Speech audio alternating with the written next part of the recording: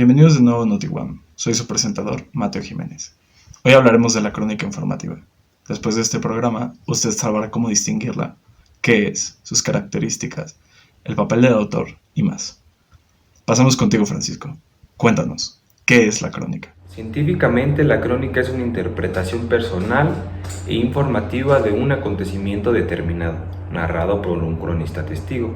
Se considera una desviación del modelo canónico del periodismo. La finalidad es unir al lector con los hechos, con lo cual el texto debe desprender razón, sentimiento y no debe provocar perplejidad alguna, que datos contingentes se oculten o que se alteren el tiempo de los sucesos. La crónica es la estampa del tiempo impresa. Es la obra del dios Cronos condensada en un espacio previamente determinado. Si la vida está trabada por lo que nos acontece en un tiempo, la crónica sería la narración ordenada de esos hechos en secuencias temporales. Es una forma inconfundible de narrar. La crónica reconstruye la realidad trozo a trozo, fragmento a fragmento. La fotografía inmoviliza una imagen que representa la parte de un todo. La crónica, traduciendo en palabras ese acontecimiento, ofrece una radiografía personal e interior de la totalidad. Lo que a veces era una línea continua de narración ha estallado y se encuentra trozos aquí y allá. Metido lo personal entre lo general, la vida propia entre los datos de la historia. Esto es una crónica. ¿Cuáles son sus características? La crónica interpretativa no tiene un propósito de informar, sino de orientar al público mediante la interpretación y el enjuiciamiento de la realidad de los sucesos. Las características principales de esta crónica son: permiten al autor desarrollar un estilo literario propio, abordan acontecimientos previstos, pero su mejor elemento es lo imprevisto, y los hechos van siendo descritos en cada una de sus partes esenciales. Antes de redactarla, debemos decidir cómo queremos hacerlo, es decir, sobre qué va a recaer el peso, cuál será el enfoque, el estilo adecuado y priorizar los hechos a su modo. Recordemos que el lenguaje debe de ser claro y conciso y responder a la pregunta principal, que es ¿cómo sucedió? Una verdadera crónica siempre está sellada y va firmada.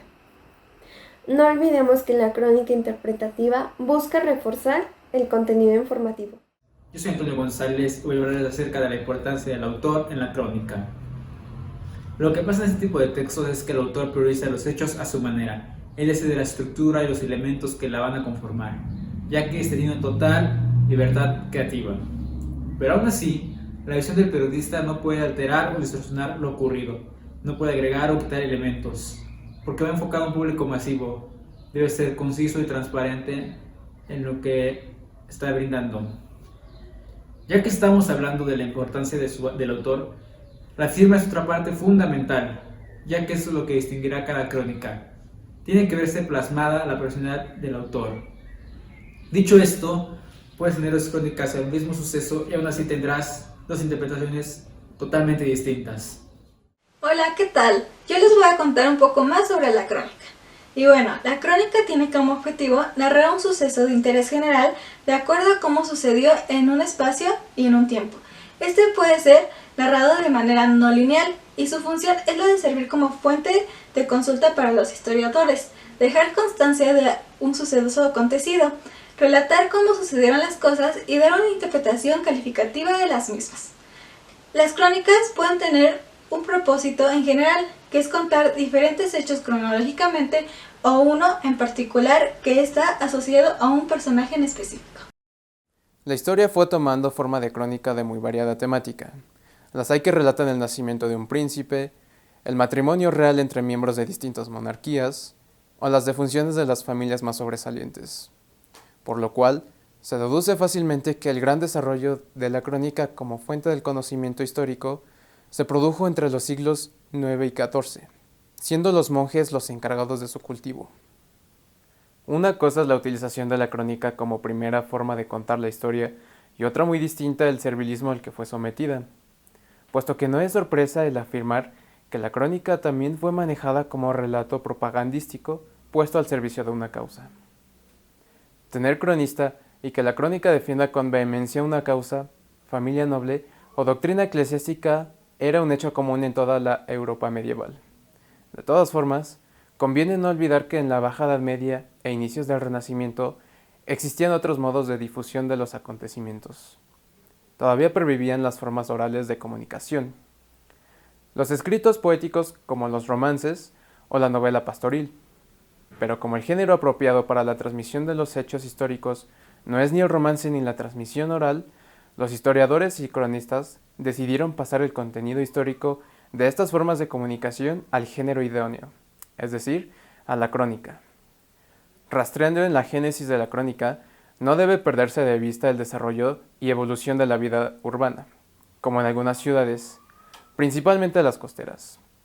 El florecimiento de los negocios mercantiles empieza a ser una práctica habitual, y no excepcional. Surge como fenómeno peculiar y característico la publicación de crónicas ciudadanas, cuyo primordial objetivo es difundir a los foráneos los beneficios que ofrece dicha ciudad. Si me interesan estos escritos es por una razón. Casi todos se caracterizan porque están redactados por una persona versada en letras, que tiene soltura escribiendo, que está atenta a la actualidad de una zona más o menos amplia y que recibe un pago a cambio de su trabajo. Con esta relación entre historia y crónica, hemos conseguido, al menos, rescatar dos aspectos fundamentales de la crónica, que posteriormente se convertirán en uno de los signos de identidad clave. Número 1. La crónica es un relato que secuencia los acontecimientos según un orden cronológico. De ahí que sea utilizada como utensilio de transmisión del conocimiento histórico. Número 2.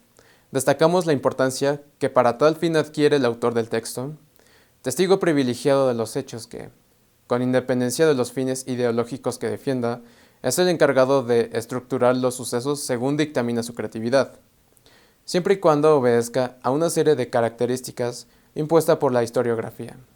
Además, sobre él recae la crucial labor de seleccionar los hechos, interpretarlos y acomodarlos a sus receptores. En definitiva, labores propias no solo del historiador, sino también, en buena medida, del ámbito del periodismo. Muchas gracias, Andrés. Podemos concluir que la crónica es la mezcla perfecta entre información y literatura. Su función, además, es no solo para que el público en la actualidad conozca más detalles de un suceso o un personaje, pero también para que en un futuro los historiadores o personas que están interesadas en el tema puedan ponerse en nuestro lugar. Podríamos llamarle una máquina del tiempo. Esperemos que este programa haya sido de su agrado y haya aprendido algo nuevo. En la próxima edición veremos qué es el amarillismo y cómo combatirlo. Muchas gracias.